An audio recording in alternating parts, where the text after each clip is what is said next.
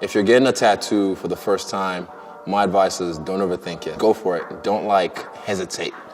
Like a fight, if I'm gonna throw a jab and I hesitate, it's not gonna work. I could get countered. Just fuck it, you're gonna die anyway at one point, and this isn't gonna be a final form. You're gonna go somewhere else. Hey, what's up guys? This is Israel Adesanya, future middleweight UFC champion, and I'm gonna give you a tour of my tattoos. The Last Airbender, I coined that name from the TV series, The Avatar. I just related so much to the message and the characters in the show, and Aang, the lead in the show, his destiny, he had to realize he was the Avatar by mastering all the elements. And I feel the same way in this realm, like I have to master all the elements in martial arts to realize that I'm the Avatar of this world. He had cool tattoos, the arrow all over his body, forehead, like it was airbender tattoos, and I just thought they were cool. Whenever he went to the Avatar state, they lit up. Nah, not that one. If I did get the arrow, it wouldn't be on my forehead. It'd be somewhere else. But yeah, when I show you my body of work, you'll see where all the Avatar inspiration comes from. I was 22 when I got my first tattoo. Coming from a Nigerian household, even getting these, I had to hide them for about a week and a half. But yeah, tattoos, same thing. And after each one, my mom was like, okay, that's enough. All right, that's enough. And then I just kept on getting more, and I keep getting more. She says no face tattoos, and everyone says that, but I'm like, My first tattoo, I wouldn't show because it's really personal. My first one was like a test one, but my second one was like this broken native with the Africa piece. I got them at the same time. I just kind of, I went for the jugular straight away because I know that's a sore spot. A lot of people say, oh, because it's close to the bone. So even when I was getting this done in the middle of Africa, I remember like dozing off because it was already like maybe 6 hours in, 5 hours in. So it was just, I was used to the pain already. Broken Native, I coined that name when I was younger for a crew that I was running with, a dance crew. Over the years, I just realized that's been my whole life story.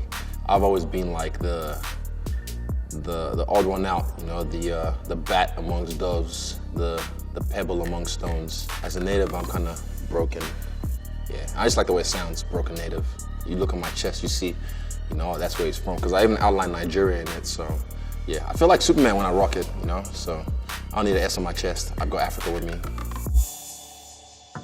One guy does most of my tattoos. His name's Rod Dawson from Stain Skin Tattoos in Auckland, Three Kings. With Avatar, my favorite character from the show, Toph, she's right here. So she's my favorite character from the show. She's blind, so she has to navigate the world through the soles of her feet by sending out vibrations like kind of like an elephant or a bat or a dolphin. It's pretty cool. I just like the way it looks on the screen when she does it, and that's how she fights as well. And yeah, she's badass. I have a werewolf on my right shoulder. Doesn't really represent anything. I've just always loved dogs. Being a werewolf would be so cool because I get to be, the animal that I love the most and human at the same time. And just the way they transform, it's cool. And sometimes, there's been a couple of times where I felt like I want to run around naked like a werewolf. So I've got Deadpool on this side. It's a picture on the cover of a comic I saw one time. And for whatever reason, I just thought, that looks cool. I want to put that on my body. I've always wanted Deadpool. He's funny. He's effeminate, he's a badass. Also, he heals fast, which I do as well. There's an iconic photo of me dancing, and someone caught that photo, but it just looked exactly like my tattoo. It's weird how life can imitate art, and it's on my body even before I knew it. I wasn't even planning it, but it's so cool. A lot of my tattoos don't really have meanings. They look cool, but then the meaning kind of makes itself known to me later on.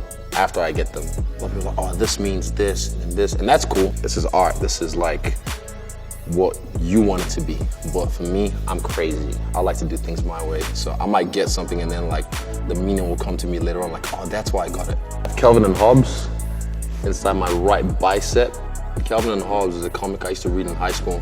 In the library, I read all the comics that they had of Calvin and Hobbes. And they're in the box, just chilling or like doing something, playing around. And it's like the power of imagination. So I just got on my bicep because power. On my stomach, I've got it's a mix of two of my favorite animes. It's the Ocean and Moon Spirit from the Avatar series and the nine-tailed seal from Naruto. For whatever reason, it just made it look cool. I thought with the yin and yang of the ocean of moon spirit, and then the nine-tailed seal. So I kind of just like meshed two of my favorite shows together, and I thought it turned out well. That's my dog. His name's Millionaire, actually. I named him Millionaire for a reason, because I knew what was coming my way. And we've been through so much, like me and him. We have our own little relationship, and he's just like literally, like, he's actually a friend of mine. Like, we're cool. I keep saying, like, if he could talk, he'll know too much, way too much about me. And he showed me loyalty throughout his life, so the best way I can show him loyalty is put him on me. He'd never know that, but, you know, I'm sure he appreciates me regardless. My back. I haven't finished it yet, but I've got this dragon I designed. It's sort of Japanesey, the style of it.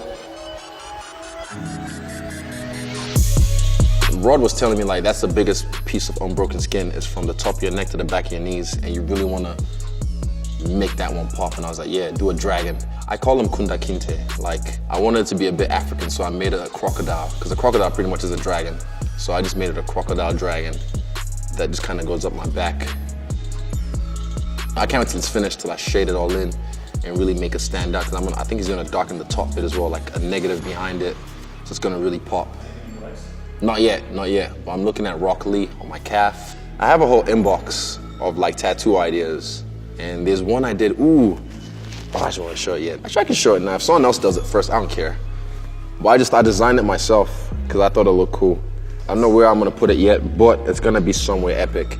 It's just having time, because I don't like to train after I get a tattoo. I like to give it like a few, like maybe at least 6 to 7 weeks just to let it heal properly before I have to like grapple.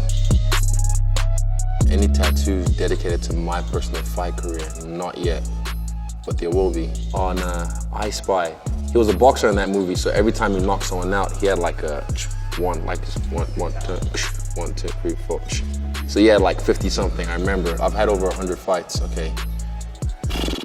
If we're talking knockouts, 29 in kickboxing, or 13 or 14 in MMA, 1 in boxing, on the streets, nah.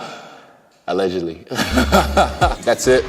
Thanks for checking out my tattoos, all of them are about it.